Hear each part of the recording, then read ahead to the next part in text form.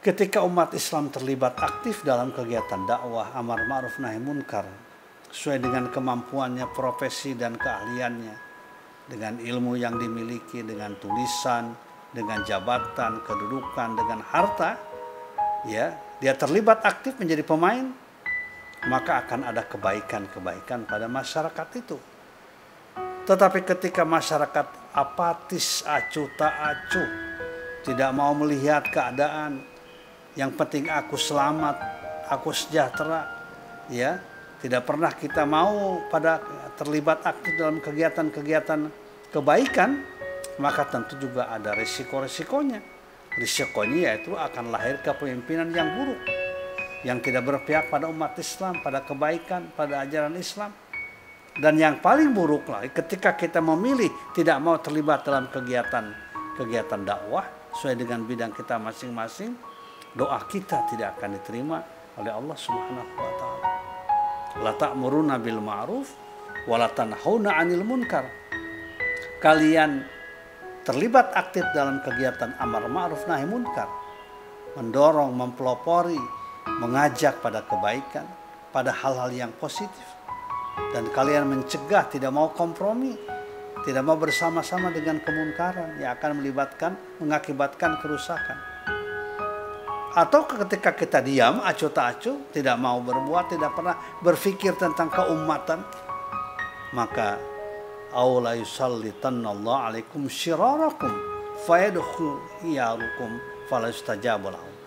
Akan terjadi kepemimpinan yang syirar, yang buruk, yang khianat, yang tidak berpihak kepada rakyat, pada masyarakat, pada kebenaran, pada kejujuran, pada keadilan.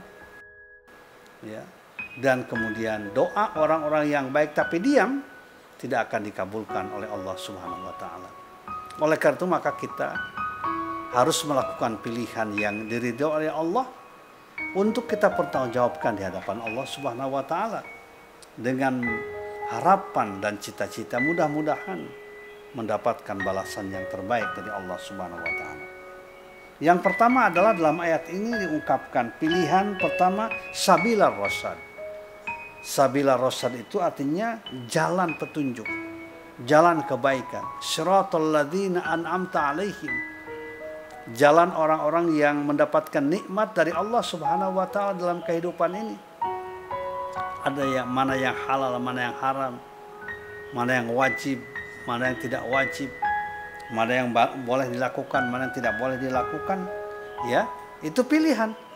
Yang kedua adalah di samping sabilar rasyad juga ada sabilal ghoi, jalan kesesatan, ya, jalan yang bukan berdasarkan wahyu, bukan berdasarkan pedoman dari Allah Subhanahu wa taala, tapi mengikuti hawa nafsu, mengikuti setan, yang dalam surat Al-Fatihah dikatakan ghairil maghdubi alaihim waladdallin.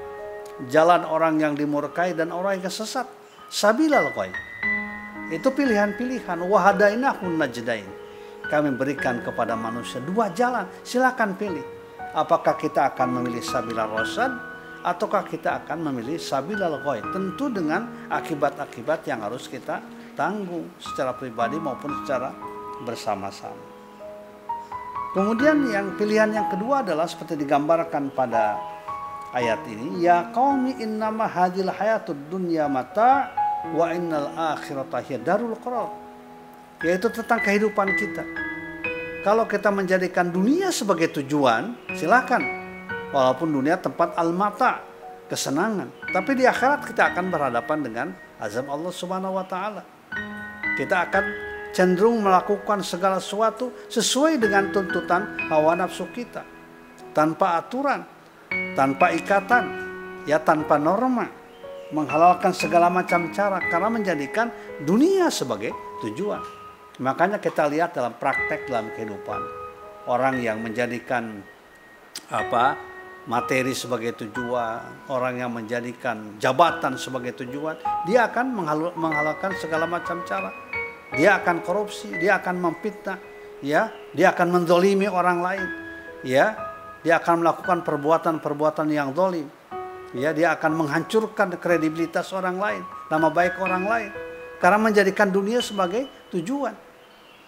Yang penting dia mendapatkan di dunia al-mata, kesenangan yang sifatnya sementara. Tapi ketika orang memilih akhirat sebagai tujuan, dia jadikan dunia sebagai sarana. Karena tujuan akhirnya adalah akhirat, kesenangan di akhirat. Ketika dia punya jabatan, dia manfaatkan jabatannya untuk amar ma'ruf nahi munkar. Ketika dia punya ilmu, dipergunakan ilmunya untuk menjelaskan kepada masyarakat supaya tahu mana aturan yang benar. Ketika dia punya harta, hartanya dipergunakan untuk kebaikan, untuk menolong sesama, anak yatim, orang miskin, maupun kegiatan-kegiatan keagamaan yang lain.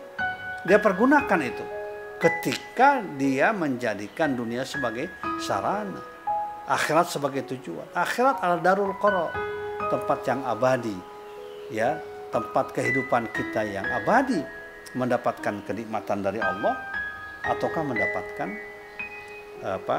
azab dari Allah Subhanahu wa taala.